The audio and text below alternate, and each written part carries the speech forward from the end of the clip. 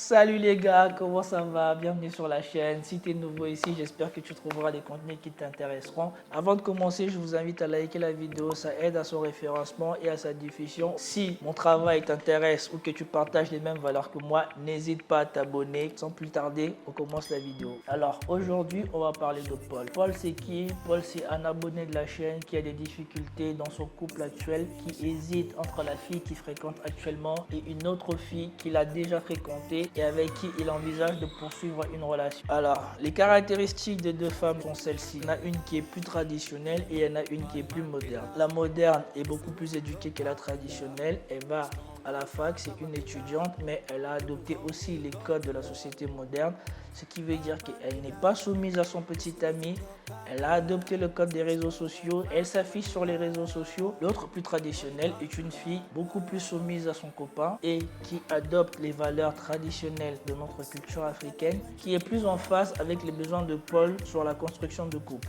Alors, quel est le problème de Paul dans son couple actuel? Le problème de Paul dans son couple actuel, c'est que premièrement, Paul est un noir qui vit en Occident. Sa petite amie actuelle avec qui il a des problèmes, avec qui il ne semble pas être en phase pour la relation de couple, est une jeune africaine qu'il a rencontrée lors d'un voyage en Afrique, qu'il a ensuite aidé à venir s'installer avec lui en Occident où elle pouvait avoir accès à des meilleures universités pour pouvoir poursuivre ses études. L'étudiante en question est beaucoup plus attirante que la fille traditionnelle avec qui Paul pourrait envisager de poursuivre si jamais il quittait celle-ci. Le premier problème, c'est au niveau de la sincérité. Quand ils ont voulu confronter leur nombre d'ex, elle a commencé par lui dire qu'elle en avait que 3. Déjà, premièrement, elle a commencé par lui demander pourquoi elle voulait savoir. Lui, il a dit non, pour moi, c'est pour me faire une idée de ton expérience avec les hommes. Elle lui a dit 3. Lui, une vingtaine. Elle a changé, elle est passée à 14. Deuxième problème au niveau de l'intimité. Manifestement, la fille a connu beaucoup de partenaires et ça se ressent au niveau de ses rapports intimes. L'idée qu'il se faisait de leurs rapports intimes n'est pas du tout au rendez-vous. Donc de ce côté-là, c'est une déception.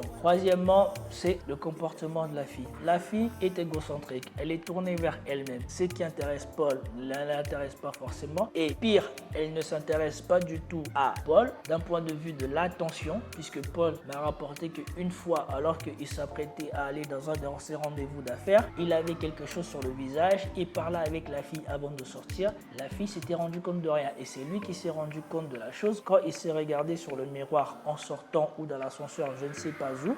Il s'est rendu compte, il est revenu.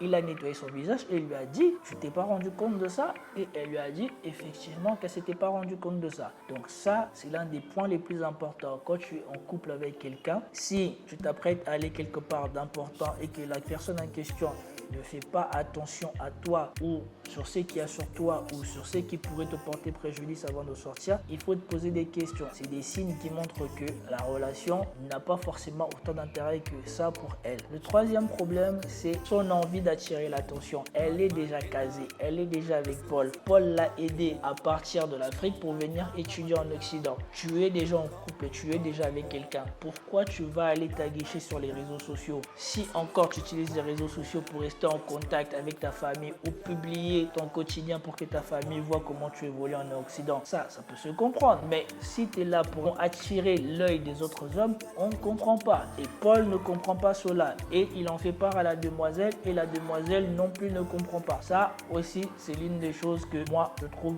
rédhibitoire et pour lequel je suis d'accord avec Paul. Dernier problème, c'est le comportement de la fille. La fille n'est pas soumise à Paul. Paul doit constamment parler de comment être une bonne petite amie. Elle n'arrive pas à être une bonne petite amie. Ce qui est paradoxal puisqu'elle a grandi en Afrique. S'il y a bien un endroit où tu es quand même éduqué un peu à être une femme de maison ou une bonne compagne, c'est bien en Afrique. Mais celle-ci ne semble pas remplir les critères pour être une bonne petite amie. En tout cas, les gros problèmes dans les grands traits, c'est bien cela. Problème au niveau de l'intimité, il n'y a pas le rendu qu'il espérait avoir. Deuxièmement, au niveau de la soumission, il n'y a pas le rendu qu'il espère avoir. Troisièmement, elle a son attention tournée vers ailleurs. Donc, elle essaye d'attirer des autres hommes à elle alors qu'elle est en couple avec Paul. Et paradoxalement, la fille traditionnelle avec qui Paul envisagerait peut-être de faire une relation si jamais il quittait l'étudiante, elle, c'est une autodidacte. Elle essaye de trouver sa voie dans le mannequinat. Elle n'est pas là à chercher l'intérêt des hommes sur Instagram. Elle est soumise à Paul. Ils partagent les mêmes valeurs, la même conception du couple. Et au niveau de l'intimité et de l'affectivité, tout y est. Donc Paul est beaucoup plus en phase d'un point de vue de couple quotidien avec elle que avec l'étudiante. Je ne sais pas pour vous, mais si vous êtes dans le cas de Paul, si vous rencontrez les mêmes problèmes, vous, qu'est-ce que vous feriez? Vous resteriez avec la fille avec qui tout semble partir en vrille, ou tout de suite vous privilégierez quelqu'un avec qui vous êtes plus en phase? N'hésitez pas, racontez-moi dans les commentaires qu'est-ce que vous feriez à ce stade-ci de votre vie, ou si vous étiez dans le cas de Paul. Maintenant, on va essayer de décortiquer le problème. Paul hésite à mettre fin à sa relation avec l'étudiante. Elle est en train de faire ses études, donc forcément, si elle reste avec Paul et qu'au bout de ses études, tout réussit et qu'elle trouve un travail, elle sera un bon partenaire économique pour Paul pour le futur. Pourquoi? Parce que effectivement, quand ils vont repartir les charges de la maison, si jamais elle décide de prendre sa part une fois qu'elle saura gagner de l'argent ou qu'elle aura un emploi, ceci va diminuer la pression de charge du couple auprès des Paul, ce qui pourra lui libérer beaucoup plus d'espace pour pouvoir continuer à entreprendre et même avoir un peu plus de liberté dans ce qu'il voudra entreprendre. Cependant, cette relation est biaisée. Cette relation est biaisée pourquoi? Parce que de son aveu à lui-même, Paul a dit qu'une fois, ils avaient une discussion et l'étudiante lui a fait part de son malaise d'être dans cette relation, du fait qu'elle n'était pas au contrôle de la relation. Dans son passé, c'était toujours elle qui donnait le là ou qui menait la relation qu'elle avait avec les hommes. Et donc, de ce fait, le fait de se retrouver dans un pays étranger, habiter chez Paul, c'est Paul qui satisfait tous les besoins domestiques du couple et qu'elle, elle ne fait que cuisiner, aller à l'école, revenir, ça l'a dérangé d'être économiquement plus faible que Paul. Donc, cette situation pour moi crée un déséquilibre dans ce couple qui fait que je ne pense pas que ce couple sera encore viable si jamais la situation économique devait s'équilibrer. Pourquoi? Parce qu'ils accumulent déjà beaucoup trop de problèmes alors que la situation est déséquilibrée. Donc la fille, dans ce qui lui échappe, puisque je dirais que dans cette situation où elle est subordonnée, où une bonne condition de son futur dépend de sa relation avec Paul, où elle est obligée de prendre sur elle le temps que elle puisse finir ses études, elle montre déjà des signes comme quoi ça ne va pas. Imaginez ce que ça sera une fois qu'elle sera diplômée. Je pense que si jamais elle est diplômée et qu'elle atteint le même niveau économique que Paul, l'hypergamie naturelle des femmes feront qu'elle n'hésitera pas à quitter Paul, puisqu'elle n'aura plus besoin de Paul. Là, elle est là par nécessité, moi je pourrais dire.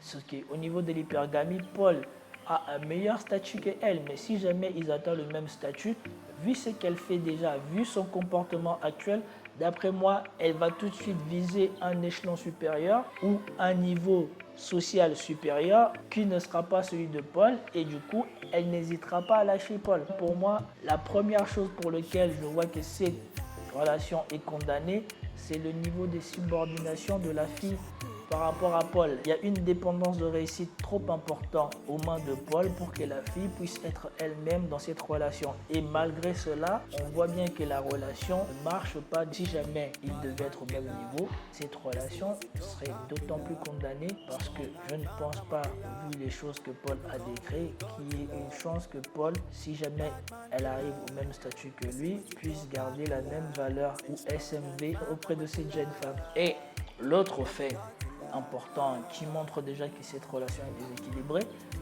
à cause de cette mésentente qu'il y a entre eux, Paul a déjà essayé à plusieurs fois d'arrêter cette relation, de mettre fin à cette relation.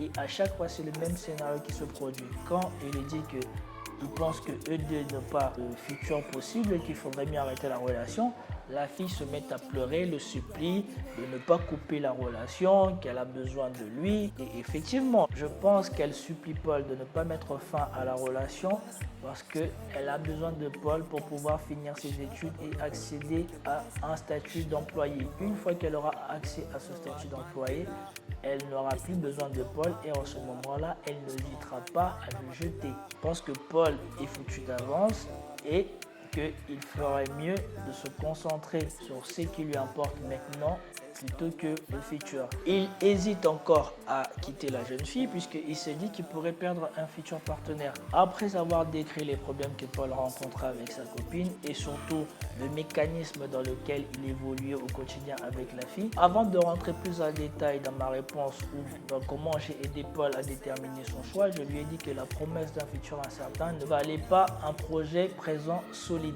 Qu'est-ce que je veux dire par là? Même si économiquement, vu que ma petite amie actuelle semble faire des études prestigieuses qui la prédestinent à gagner bien sa vie si jamais elle accède au monde de l'emploi, premièrement, il faut déjà qu'elle finisse ses études. Deuxièmement, il faut déjà qu'elle trouve un travail. Et troisièmement, cela ne résoudra pas les problèmes profonds qu'ils ont. Lui-même, premièrement, il dit déjà qu'au niveau de l'intimité, ça ne va pas. Donc, qu'elle soit diplômée ou qu'elle devienne plus riche, cela ne changera pas qu'au niveau de l'intimité, le problème perdurera et surtout qu'avec le temps, ça sera de pire en pire. Deuxièmement, son envie déjà actuelle d'attirer d'autres hommes dans sa vie par ses réseaux sociaux montre déjà de son intérêt pour d'autres hommes. Donc, si jamais elle accède à son diplôme, à son emploi et que désormais elle a le même statut que Paul, je ne vois pas qu'est-ce qui la retiendrait encore avec Paul, puisque en étant avec Paul, elle semble déjà envoyer des signaux à d'autres hommes qu'elle est disponible ou en tout cas elle veut attirer leur attention. Donc imaginez quand ils seront au même niveau, ça veut dire qu'elle aura les moyens de se rendre encore plus belle sur ses photos, de se rendre encore plus attirante sur ses photos, ce qui va forcément tôt ou tard attirer l'œil d'un quelqu'un qui est peut-être d'un niveau supérieur au niveau social à Paul, et à ce moment-là, elle n'hésitera pas à jeter Paul. Donc l'incertitude est encore plus forte. Et troisièmement, cette relation semble déjà mal conçue dès le début. Le déséquilibre est trop profond et surtout, elle a déjà verbalisé sa frustration dans la relation, qu'elle n'était pas à son aise, qu'elle ne se sentait pas tout à fait épanouie dans cette relation du fait que Paul était au contrôle de la relation. Donc, si jamais elle accède aux moyens de ne plus dépendre de Paul et de ne plus être sous le contrôle de Paul dans la relation, je pense que cela rendrait Paul de facto moins attirant et moins intéressant à ses yeux, puisque selon elle, elle est là par frustration. Elle a besoin de Paul, mais elle ne rapporte rien à Paul. Donc, quand elle n'aura plus besoin de Paul, pourquoi voudrait-elle rapporter quelque chose à Paul? Posez-vous la question. Donc, qu'est-ce que vous pensez de cette situation? Est-ce que la description que je donne de critères objectifs pour évaluer cette relation vous semble fausse ou est-ce que vous partagez mon avis? Si vous ne partagez pas mon avis, faites-le moi savoir dans mon commentaire. Si vous allez dans mon sens, je serai aussi content de lire vos commentaires. Alors, moi, ce que j'ai dit à Paul, c'est que cette relation était beaucoup trop déséquilibrée dès son conception et surtout, la promesse la plus importante n'a pas été tenue. La fille, si c'était une voiture, elle a eu beaucoup trop de kilométrage, beaucoup trop de propriétaires et que tous les propriétaires n'étaient pas forcément des bons conducteurs. Donc c'est ça, si vous avez l'habitude d'acheter des voitures, si vous prenez ces trois phrases, vous savez dans quel état est la voiture quand vous l'achetez. C'est ça que Paul a appris. Paul a été attiré par une belle carrosserie qui était déjà trop usée, trop utilisée, trop endommagée et pour lequel maintenant il pense que peut-être que dans l'avenir ça va rajeunir, ça va rapporter plus d'argent. Non, je ne pense pas. Donc moi je lui ai dit, plutôt que de tergiverser et de te chercher des raisons, de continuer à subir une relation qui de toute évidence semble foncer vers le mur, tu as de l'autre côté une jeune fille qui te soutient, qui fait attention à toi, qui est compatible avec ce que toi tu attends d'une femme. Je ne sais pas forcément dans les détails qui c'est que tu attends d'une femme, mais d'un autre côté, de ton aveu à toi-même, même au niveau de l'intimité, c'est mieux. Donc, je ne vois pas pour quelle raison, alors que tu es entrepreneur, tu as besoin de calme, tu as besoin de te projeter dans l'avenir avec une vision certaine ou alors avec le plus de garanties possible, tu vas vouloir te rajouter de l'incertitude pour des projets où toi-même tu as besoin de certitude. Donc, je pense que la meilleure solution pour toi, c'est de mettre fin à cette relation et envisager sérieusement de commencer une relation avec la fille traditionnelle qui te soutient dans tes projets, qui est plus en face avec toi pour ce qui est de la conception du couple et surtout qui est soumise à toi. Voilà c'est quoi étaient mes conseils à Paul pour trancher son dilemme et je suppose que tu veux savoir ce que Paul a fait après ça. Paul m'a révélé avoir eu une discussion avec la jeune étudiante et lui a fait part de sa décision que la relation était finie et que si elle devait poursuivre ses études en Occident, ça serait par ses propres moyens, que lui il passe à autre chose et qu'elle aussi elle ferait mieux de passer à autre chose. Si vous êtes d'accord avec moi sur tout ou pas d'accord avec moi, je serais ravi de vous lire dans les commentaires. Jusqu'à la prochaine fois. Peace!